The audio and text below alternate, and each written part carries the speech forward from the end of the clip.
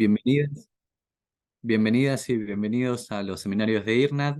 Hoy estamos muy contentos de tenerlo a Virgilio y es súper interesante porque Virgilio viene desde la ingeniería mecánica, hizo su tesis de grado, maestría y doctorado allí, y el doctorado en la Universidad Federal de Uberlandia, y es profesor también en el Departamento de Ingeniería Mecánica, pero de la Universidad Federal de Bahía, y también es investigador, bueno, es miembro de muchas asociaciones, trabaja también mucho en la divulgación técnico-científica, en un blog, Art Intel Code, y es autor de varias publicaciones de divulgación científica y educativa, y tiene experiencias en el diseño de máquinas rotativas, vibraciones mecánicas, materiales compuestos, estructuras inteligentes, modelado numérico, métodos numéricos e inteligencia artificial, entre otros. Y bueno, estamos muy contentos desde distintas disciplinas. Virgilio hoy nos va a mostrar también un modelo,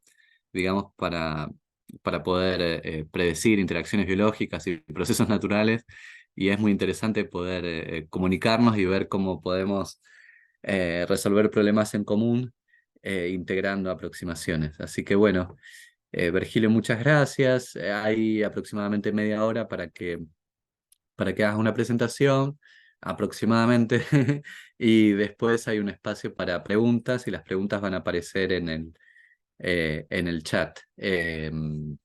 Y ahí podés leer las preguntas e ir contestando.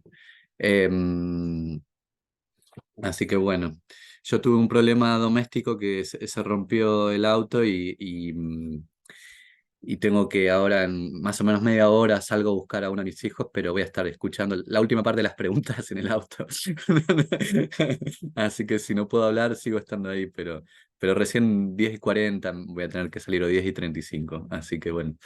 Bueno, muchísimas gracias, Virgilio, y adelante. Ah, Buenos días a todos. Estoy muy contento por la oportunidad de presentar este trabajo a un público en Argentina. Vale, yo voy a intentar de hablar, perdón, voy a hablar en portugués porque mi español no es el mejor. Entonces, agradeço a compreensão. Bom, bom dia a todos.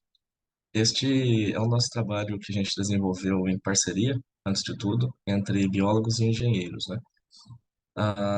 Este trabalho tem a intenção de ser um modelo, na ideia de predição de produção de uma população de plantas em uma área genérica. Nossa intenção é ter um modelo bastante genérico, para que ele seja adaptável a áreas e populações de plantas diferentes. Bom, ele foi inicialmente desenvolvido no Brasil e hoje, através do pós-doutorado da Tatiana, está sendo estendido para cultivares comerciais na Argentina também.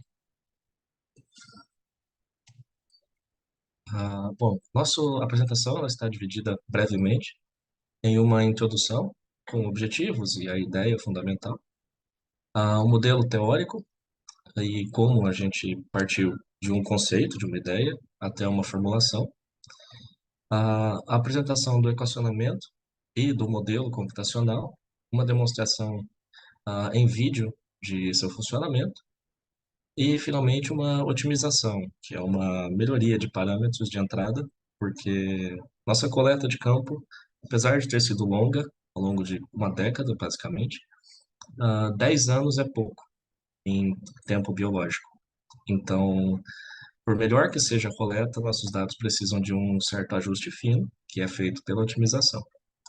E, finalmente, conclusões de resultados que a gente obteve e os passos seguintes desse trabalho. Bom, então, nossa introdução. Temos o objetivo, as espécies adotadas e a ideia fundamental. Qual que é a ideia, de fato? É criar um modelo matemático que seja adequado para a representação do modelo computacional de uma planta genérica em uma área genérica. É intencionalmente aberto, é intencionalmente amplo. Então, partimos de um modelo idealizado de uma planta e estendemos isso a uma população, introduzindo aleatoriedade e fatores com randomicidade. Então, para esse objetivo, nós modelamos uma espécie uma planta individual e partimos para a generalização para uma população, basicamente como faríamos em qualquer sistema de engenharia, seguindo o mesmo procedimento lógico. Ah, em termos geográficos, esse estudo foi iniciado em Uberlândia, é uma área do Cerrado brasileiro, então savana tropical, fica um pouco acima daqui de Buenos Aires, está bem no meio do Brasil. A área em mapa ela está localizada aqui, cercada por um rio e uma área de fazendas já. E são 4 espécies silvestres que a gente usou inicialmente. Por quê? Porque esses dados já haviam sido coletados ao longo de várias pesquisas desenvolvidas por décadas e eram os dados que a gente tinha disponível, basicamente. Dados comerciais são muito difíceis de obter acesso, principalmente no Brasil. Então, nós partimos para o uso dos dados que estavam disponíveis no momento, que são para plantas de uma área de preservação natural. Bom, qual o conceito? Nós partimos de uma ideia geral, certo? Então, queremos fazer um modelo, imagine uma caixa. O que vai ter dentro dessa caixa ainda não sabemos, mas o que a gente sabe é, conseguimos medir os polinizadores e a intensidade da polinização em cada espécie de planta, dependendo do tempo. Conseguimos medir os herbívoros para folhas, flores, botões florais, frutos, individualmente e sabemos exatamente como isso aqui se comporta. Temos dados climáticos, então incidência solar, temperatura, umidade relativa, qualidade do solo, isso nós temos também, é fácil de medir e dá para se tirar por foto de satélite hoje. E nós temos as saídas, que são saídas, digo, a produção da planta. Então, a saúde vegetativa, quantidade de botões florais, flores e, por consequente, frutos produzidos, ou sementes, né? Que são de interesse para a gente estimar se uma área de preservação vai se preservar ao longo do tempo ou se ela está se degradando, e para estimar a produção de uma lavoura, de uma safra agrícola. Então, nosso primeiro dilema. Vamos partir para o modelo caixa preta ou caixa branca? O modelo caixa preta, eu faria um ajuste paramétrico em cima de uma equação qualquer, e eu não sei o que meus parâmetros querem dizer fisicamente. Ou seja, funciona para aquela ciclo, variar as condições, eu não sei o que meu modelo quer dizer. Se eu tiver um modelo caixa branca, eu tenho uma equação explícita, aberta, que me descreve o comportamento de algum fenômeno físico. No caso, por exemplo, a saúde das minhas folhas, a saúde vegetativa de minha planta, ou a quantidade de botões florais e frutos que eu vou ter. Tomamos a abordagem mais arrojada e partimos para o modelo caixa branca. É um risco, a gente está partindo para uma formulação matemática explícita, genérica e bastante adaptável, e me baseei em muitas coisas de métodos de elementos finitos, que é uma estratégia usada para análise estrutural de estruturas metalícias e estruturas metálicas, adaptada para uma área. Então, seria um elemento de placa, basicamente, e modelos também de transferência de calor. Por exemplo, quando se tem uma praga agrícola, imagine uma lavoura, você tem uma praga surgindo e se espalhando por essa praga. O comportamento é muito similar a como o calor se espalha por uma placa quando se tem um ponto de aquecimento, por exemplo. Então, apesar de serem sistemas muito diferentes, existe uma analogia na formulação matemática bastante direta. E foi uma fonte de inspiração muito boa. Ok. Então, como transformamos essa vontade numa ideia factível? Imagine uma planta genérica, sem espécie descrita, o que influencia a sua saúde, o seu crescimento e a sua produção de frutos? Bom, principalmente no cerrado, chuvas. As chuvas aqui regem tudo. Se tem água, tem produção, tem flores, tem folhas saudáveis. Se não tem, não acontece nada. Outra coisa é a estação do ano, dada pela temporada de floração e brotação de folhas novas. E estimativa de herbivoria também, e polinização. Por que estimativa? Porque por mais que a gente seja preciso nas medidas de campo, nós ainda vamos ter algum erro nesse valor estimado. E quais são as saídas? Saúde, produção de botões, flores e frutos. E o que vamos usar para comparar os dados que a gente tem de campo com os dados do nosso modelo? A floração medida em campo e a produção de sementes medida em campo. Então, o nosso valor de referência é o que a gente mede, no caso experimental real, que é o campo, e nós comparamos isso com os dados teóricos de nosso modelo. Ok. Como equacionar isso? Então, como transformar essas ideias numa equação? Primeiro, nós vamos modelar 4 coisas: a saúde vegetal, floração, flores e frutos. Partindo pela saúde vegetal, sabemos que a precipitação, então chuvas, é positiva. Sabemos que a estação do ano depende. Em inverno, você não tem chuvas e a estação do ano, a tendência da sua planta é não produzir nada e conservar energia. Quando tem chuvas, a tendência da sua planta é produzir flores. E sabemos que a herbivoria é negativa. A herbivoria é dedicada a folhas, tá? Vegetativa. Passando para a parte de floração agora. O que diz, o que rege a quantidade de botões disponíveis que aquela planta vai produzir? Então, a saúde da planta. Se eu tiver uma planta saudável, provavelmente eu terei muitos botões. Eu terei energia suficiente para produzir botões. Se a minha planta estiver debilitada, ou tiver tido um incêndio, herbivoria exagerada, ela não vai produzir tantos botões.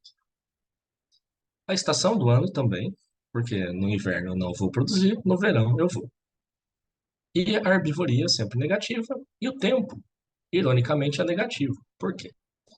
Conforme o tempo passa, meus botões amadurecem. Ou ele foi herbivorado, ou ele amadureceu e virou uma flor. Então, o tempo passar reduz a quantidade de botões.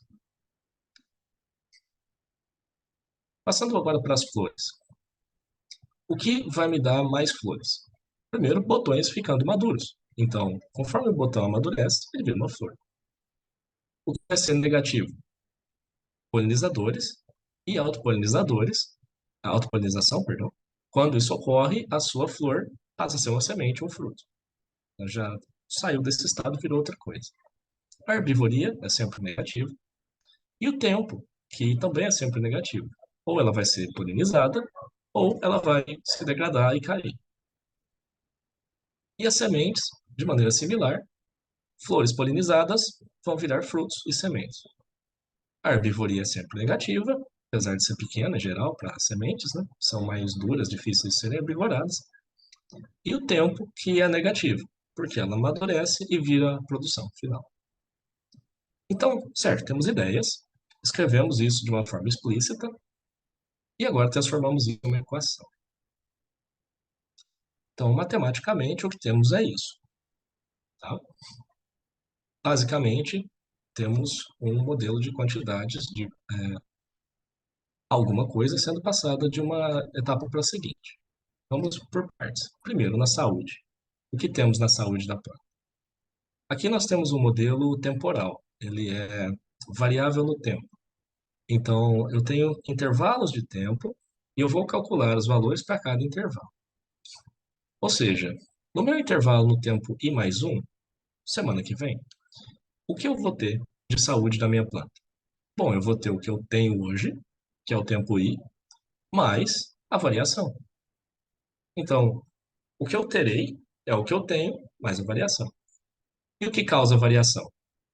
A herbivoria, que é o H, que entra de forma negativa. As chuvas, que são o C, que entra de forma positiva. E a estação, que entra de forma positiva ou negativa. Esses valores aqui variam. A saúde que eu tenho essa semana vai passar para a floração, aqui embaixo no MVI.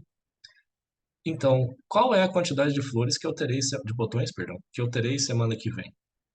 É o que eu tenho hoje, mais a variação, novamente. E a variação é dada pelo quê?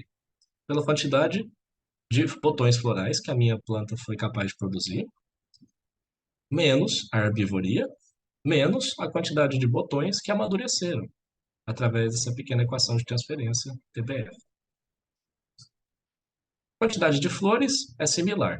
O que que temos então? A quantidade de botões que amadureceram entra positiva, a quantidade de flores que foram herbivораdas entra negativa, e a quantidade de flores que foram polinizadas, no caso dessa TFS, vai virar frutos. Aqui embaixo entra como TFS. Essa equação é um pouquinho mais complexa porque a gente separa autopolinização autofecundação, perdão, de polinização por insetos ou aves ou qualquer outra forma de polinização cruzada. E finalmente a semente segue a mesma lógica. O que eu terei é o que eu tenho mais a variação. A variação novamente tem herbivoria negativa, tem positiva a quantidade de flores que foram polinizadas e tem negativa a quantidade de frutos que amadureceram. E a quantidade de frutos que amadureceram é a produção da minha espécie. Parece um pouco confuso, né? Mas vamos dar uma olhada conceitualmente agora, como a gente transforma isso num modelo. Bom, no modelo computacional, o que teremos? Todas as equações, elas vão valer para cada planta que a gente tem modelada na nossa área. Imagina uma área de campo, nesse caso uma área de preservação ambiental, então ela é silvestre, selvagem, sem muito controle. Nesse caso, a gente fez uma medida de campo e tínhamos a distribuição espacial de cada espécie de planta. Pela distribuição espacial, a gente sabia a quantidade de cada uma que devia estar presente nessa área e o tamanho que cada uma ocupa. Tinha planta que era arbusto, bem pequeno, um capim, basicamente, e plantas que são árvores pequenas. Então, fizemos a distribuição espacial e dentro de cada célula dessa, nós temos as equações todas para espécies de planta diferentes. Novamente, isso vai ser atualizado semanalmente a cada intervalo de tempo. De forma gráfica, o que temos é isso. Então, vejamos. O que vemos à esquerda em cima? A saúde das plantas, a vegetação. Veja que ela fica sempre alta, mas que ela oscila. Quando você está na seca, ela oscila para baixo. Quando você está nas chuvas, ela sobe e fica tudo bem. Certo? Aqui estamos vendo uma simulação cíclica de 5 anos com aleatoriedade. Então, no meio, em amarelo, com o pontinho vermelho seguindo, nós temos as chuvas. As chuvas, elas são dadas por dado medido na estação de solo, próxima da área, e elas têm essa característica típica de oscilar como uma senoidal. Então, no verão temos muitas chuvas, no inverno temos poucas. Poucas a quase nada, chegando a 3 meses sem chuva em alguns anos. Na direita em cima temos uma legenda somente. E nas 3 gráficos abaixo nós temos a parte mais interessante da simulação, que são a produção de botões, flores e frutos para as 4 espécies. Note que cada cor é uma espécie específica e que a quantidade de botões, flores e frutos produzida é bastante sequencial. Você tem basicamente uma onda. Para essas 4 plantas, as floradas são sequenciais, uma após a outra, e elas não se sobrepõem muito. E é bem interessante notar que você tem variações locais muito fortes, né? Você vê que a média é que todos os indivíduos têm a florada simultânea, mas que existe variação muito grande de um indivíduo para o outro. E é exatamente isso que a gente identifica na natureza. Tá? Bom, então agora nós temos o nosso modelo, nós conseguimos simular, a gente entende o que tem que ser feito. Tá bom.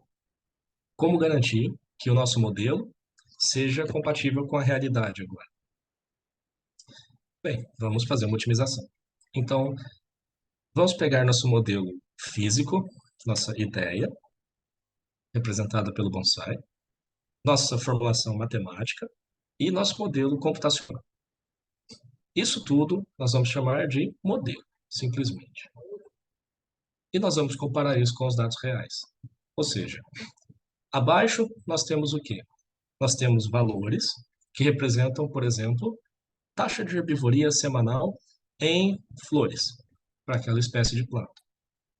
Ou a taxa de brotação foliar dependente de quantidade de chuvas. Então, eu tenho várias taxas que representam coisas físicas, reais, mensuráveis, tá? Que eu fui medidas em campo, e foram adaptadas ao meu modelo teórico. Isso eu consigo medir, isso eu consigo variar, dependendo do meu modelo. E isso vai produzir para mim uma quantidade de botões, flores e frutos que eu estou gerando e salvando computacionalmente. Em paralelo, eu vou no campo e eu vou medir a quantidade de botões, flores e frutos reais que aquelas plantas produziram em cada ano. Eu vou comparar os dois e eu vou ter um erro enorme, certo? É normal, é esperado. O que fazemos? Nós vamos ajustar os nossos parâmetros físicos de entrada, ou seja, qual a taxa de herbivoria semanal para flores na Banisteriopsis malifolia? 5%? 15%? São valores plausíveis, mas eu não sei exatamente quanto que vai ser. Então, por mais que eu meça, eu tenho 20, 30 plantas medidas. Eu não tenho a área toda. Então, eu preciso ter uma estimativa mais real e eu vou usar o otimizador para fazer isso. O que ele faz? Ele varia as minhas entradas e mede as minhas saídas. No momento que as saídas, ou seja, que a produção de campo é igual à produção do meu modelo é representativo. Ele começa a prever o que a situação real está me mostrando fisicamente. Temos que tomar cuidado, claro, para que isso fique dentro de valores que façam sentido físico e que sejam reais. Então, nesse ponto, o conhecimento biológico e o entendimento do sistema é fundamental para que a gente tenha um modelo representativo. Tá? Bom, e isso funciona? Sim. Fazendo o ajuste manual, ou seja, montando nosso modelo baseado em dados medidos em campo, sem ajuste, nós conseguimos prever para as 4 espécies de planta a quantidade de botões, florais, flores e frutos. E esses valores percentuais, são o nosso erro quadrático médio. Então, nós tivemos um erro quadrático médio de cerca de 10 a 15% aqui. Em alguns valores 9, em alguns valores 17% de produção de sementes. Os valores estão bons, estão muito próximos, mas nós tivemos alguns erros também. Por exemplo, na levifólia, a produção de flores foi quase 70% de erro. Ainda é a mesma ordem de grandeza, tá ok, mas não tá bom. Após a otimização, nosso erro quadrático médio, no pior caso, é 3%.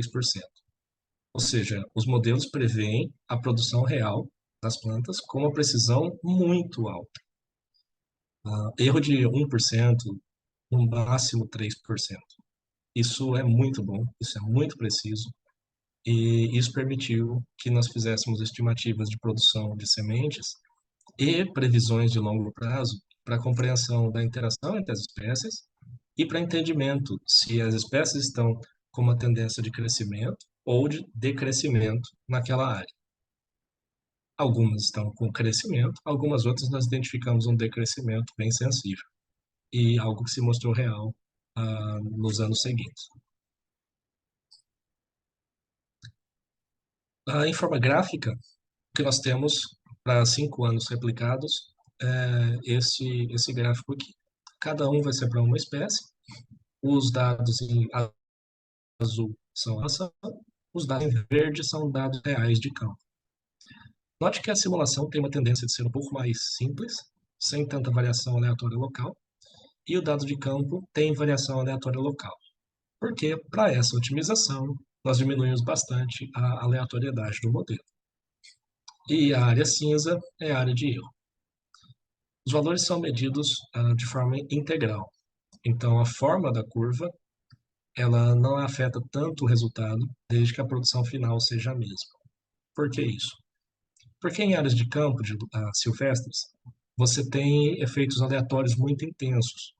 Porém, em área de lavoura, não. Em área de lavoura, você tem uma safra enfim.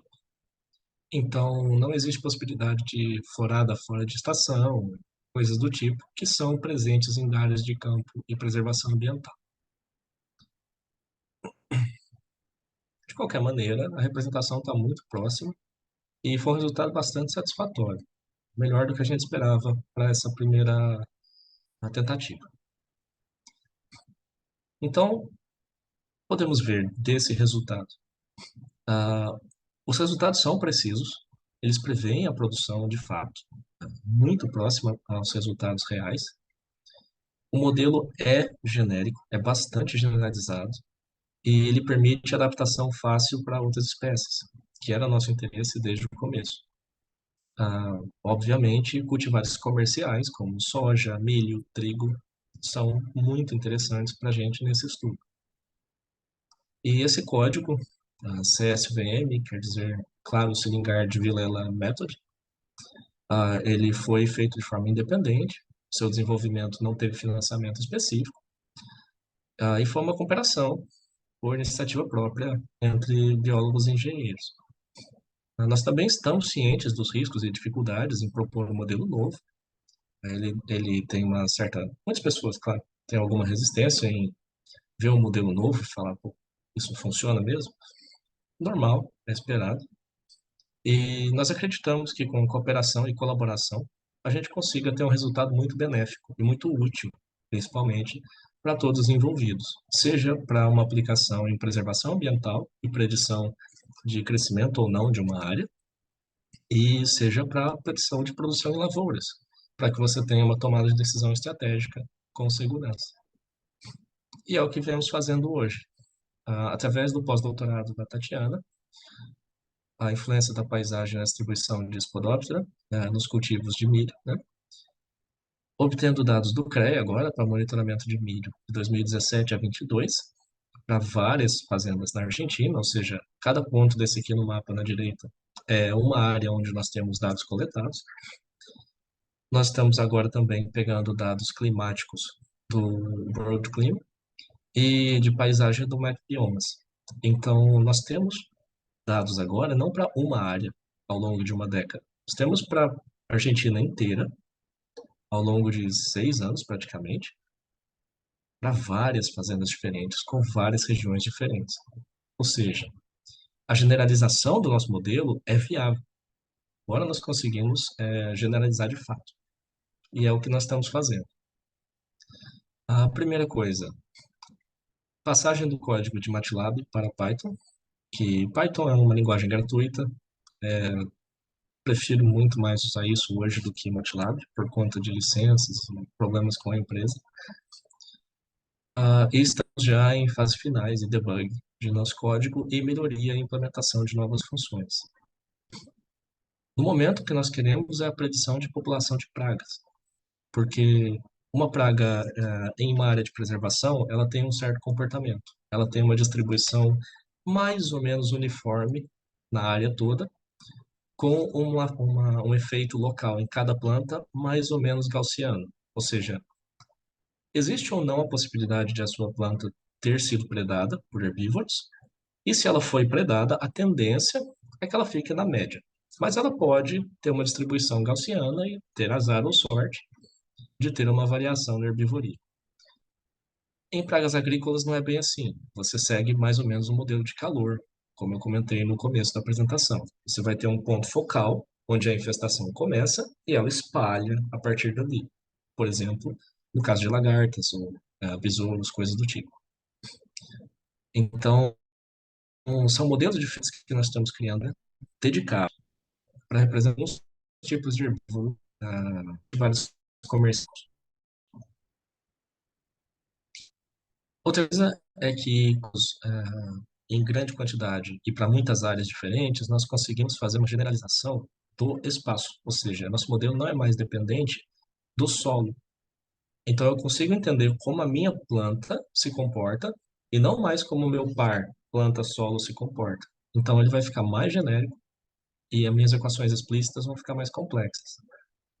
Isso é ótimo, porque eu consigo prever produção comercial em áreas diferentes, sem necessariamente precisar de dados daquela área específica, porque é baseado nas outras áreas que eu já tenho no meu banco de dados enorme, eu consigo prever o que vai acontecer. Isso é mais trabalho para a gente, porque o modelo vai ficar complicado, mas é uma predição muito mais interessante comercialmente. Outra coisa, eu consigo prever e gerar dados agora sobre paisagens agrícolas diferentes e tentar estudar possibilidades que são mais resistentes a pragas. Por exemplo, colocando cultivares comerciais junto com outros, fazendo pares ou agrofazendas ou coisas do tipo, para evitar a predação exagerada por insetos praga e reduzir a necessidade de uso de pesticidas. E, finalmente, é uma ferramenta para tomada de decisão estratégica muito forte, porque permite que você preveja o que vai ocorrer antes de ocorrer e que você tome uma decisão baseada no seu percentual de sucesso maior. Ou seja, você toma uma decisão informada, não necessariamente uma decisão eu acho. Não, agora você sabe quantos por cento de chance cada coisa tem de acontecer. Essa é a nossa intenção a longo prazo. Seja para a área de preservação, seja para a produção agrícola.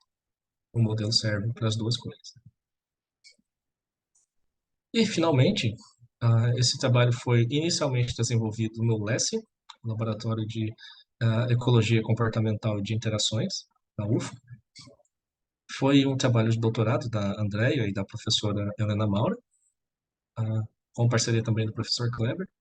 Foram responsáveis pelas coletas de dados de campo e estudos iniciais. Eu entrei nessa participação com a modelagem computacional. Eu trabalhava no momento no LMEST, que nos forneceu os computadores, né? E hoje ele é estendido pelo professor Lucas Alejandro e pela Tatiana Machado, com o pós-doc dela, que está fazendo a adaptação desse software para cultivares comerciais na Argentina. Então, os agradecimentos são importantes. Primeiro ao LESC, pela infraestrutura inicial e coleta de dados. Ao LMEST, pelos computadores de alto desempenho, que permitiram essa otimização. Ao CONICET, pelo financiamento da investigação da doutora Tatiana. E principalmente ao CREA, nesse momento, pelo acesso à base de dados. Que sem essa base de dados, nós não teríamos a continuidade desse estudo. E, claro, a todos os presentes. Muito obrigado pelo seu interesse e por assistir a nossa apresentação. Finalmente, agradeço a todos e vou passar para as perguntas aqui no chat. Muchas gracias, Virgilio. Muy Olá. interesante. Ahí hay una pregunta en el chat que dice, ¿este tipo de modelo es un caso de construcción inductiva a partir de modelización de procesos generales? Imagino que la parametrización a partir del proceso de optimización requiere enormes cantidades de datos de campo. Bueno, ahí, si quieres contestar, no sé si se entendió. Sim, compreendo. Bom, Eduardo, sim e não. Por quê? Os dados de campo, se eles tiverem uma qualidade muito boa, ou seja, por exemplo, os dados iniciais que nós usamos foram coletados por duas doutoras no assunto, que sabiam exatamente o que medir, como medir e com uma altíssima confiabilidade. Então, apesar de terem sido apenas 10 anos de dados coletados, apenas 10 anos de dados coletados, isso já é muito trabalho de campo, os dados têm qualidade. Ou seja, eu consigo usar métodos estatísticos para ampliar essa quantidade, como se fosse um modelo de inteligência artificial, e eu tenho uma base de dados razoável com 10 ciclos. É suficiente. Agora, quanto mais eu tiver, mais preciso fica. Isso não tem como fugir dessa regra. Então, a parametrização envolveu até o momento 13 parâmetros para cada espécie, seja herbivoria, taxa de crescimento, etc, etc. E a otimização paramétrica, ela varia os parâmetros de entrada para medir a minha saída e comparar a saída com o dado real. O que vai mudar agora que nós temos acesso, à base de dados do CREA, é que nós vamos ficar mais precisos. porque nós temos mais dados de campo e de áreas diferentes. Ou seja, a intenção é criar mais parâmetros que tornem nosso modelo da espécie de planta independente do modelo do solo. E isso vai ficar muito interessante, tá? Nesse ponto, sim, os dados de campo em grande quantidade vão ser muito benéficos, mas eles não são obrigatórios, tá? Dá para fazer um modelo viável com cerca de 10 anos de dado coletado, até menos que isso, e ter um resultado bastante preciso, principalmente para cultivares comerciais, que têm pouca variabilidade. Cultivares silvestres são um desafio maior por conta de efeitos climáticos extremos, como, por exemplo, é muito comum no Cerrado, que são incêndios e queimadas florestais. Em média, a cada 4 anos, o Cerrado pega fogo e você tem um reset. E o modelo prevê isso. Tem uma precisão muito boa? Não, porque é difícil coletar dado durante a queimada. Mas ele prevê e ele acerta com uma certa precisão. Então, isso é um indicativo muito bom que o código é robusto e que ele prevê, inclusive, fenômenos extremos. Portanto, ah, uma quantidade grande de dado é muito benéfica, sim, mas não é necessária obrigatoriamente, tá? Espero ter respondido a pergunta.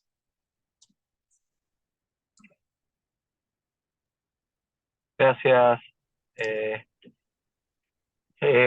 Virgilio, yo tengo ahí piden, bueno, por el chat tu dirección de email para charlar más en detalle. Y yo tengo una consulta con respecto a, bueno, no sé, hay modelos dando vueltas en la literatura que intentan hacer cosas similares. No sé si ustedes han visto, tienen presentes algunos modelos similares y cuáles serían como las ventajas o desventajas de estos modelos con los que ya hay dando vueltas por allí. Certo. Comparando com outros modelos da literatura, ah, o que eu notei é que existem modelos macro ou micro, mas muitos poucos modelos hoje da literatura são dedicados a uma fazenda, por exemplo, a uma área específica. Eu identifiquei bastante coisa feita principalmente por biólogos para estudo de uma planta individual, com uma precisão absurda, muito aprofundada, inclusive para, por exemplo, modelos de taxa de seiva que sobe para as folhas ou que desce para a raiz, etc. É um modelo muito, muito detalhado que chega num grau de precisão que eu não vejo necessário para nossa aplicação.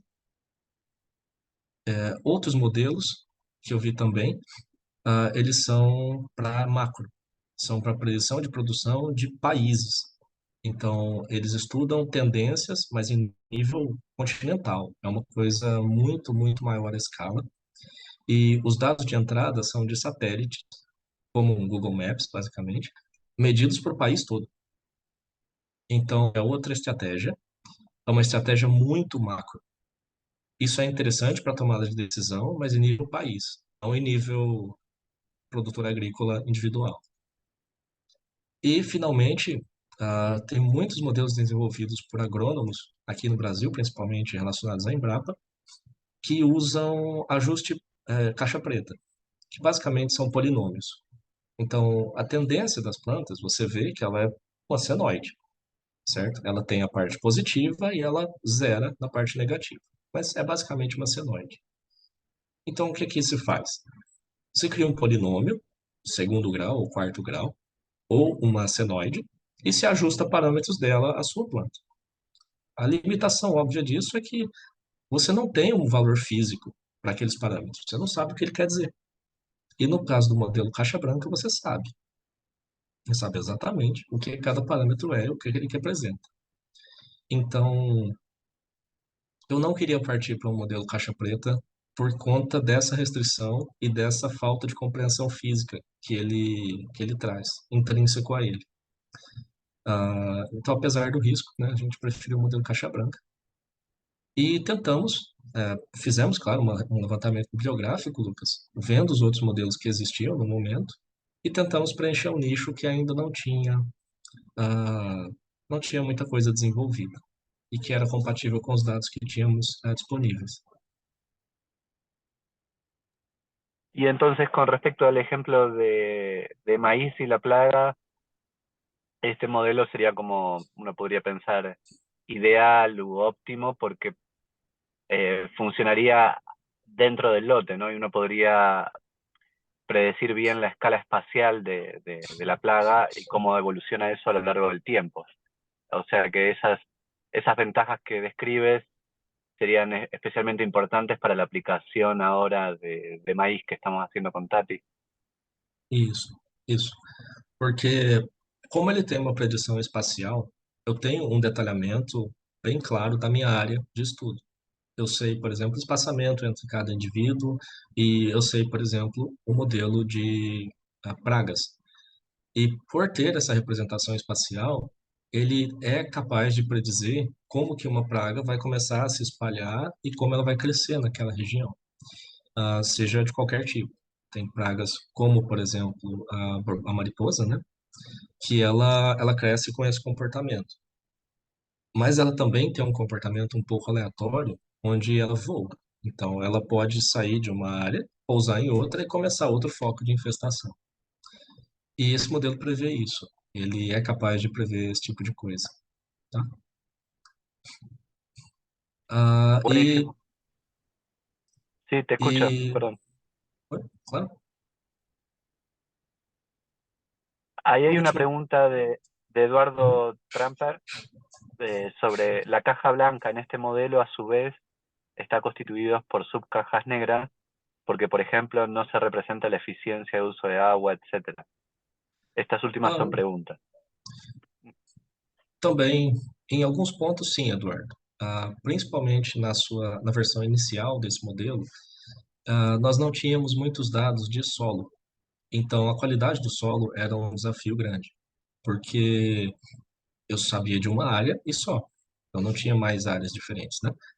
Então, o modelo ficou um pouco restrito no sentido de a minha planta estava amarrada com o meu solo. No uso da água em específico, a gente tem explícito também. Eu sei quantos mililitros de chuva resultam em quantos por cento de melhora de saúde vegetal. Então, a gente tem sim, explícito mesmo, caixa branca, essa variável. E o que faltava era o solo, que não tinha dados simplesmente. E agora nós temos os dados disponíveis. Então, a gente pretende também fazer um modelo caixa branca para solo, de forma a tornar isso completamente transparente. Nós não queremos nada opaco, nada estimado, nós não queremos números mágicos. Nós queremos um modelo aberto de fato, explícito mesmo, sabendo exatamente o que cada coisa representa dentro do modelo. Portanto, para a água nós já temos, exato, enfoque mecanístico mesmo, puramente mecanístico, sem conceitos fechados. Não. A gente quer compreender todos os fenômenos que estão envolvidos nas equações. Tá? E o que faltava era o solo, somente. Bueno, muchísimas gracias, Virgilio. Ahí después también piden si podés distribuir algunos trabajos. Así Uhum. que, bueno, muchísimas gracias nuevamente por contarnos, fue muy enriquecedor. Y bueno, te esperamos por Bariloche. Agradeço muito a oportunidade novamente. Foi uma experiência bastante interessante. E novamente peço perdão pela língua, mas eu realmente não me sinto confiante o suficiente para falar em espanhol. Espero que tenha sido claro nas respostas e na apresentação. Obrigado novamente pela presença. Gracias. Gran abrazo.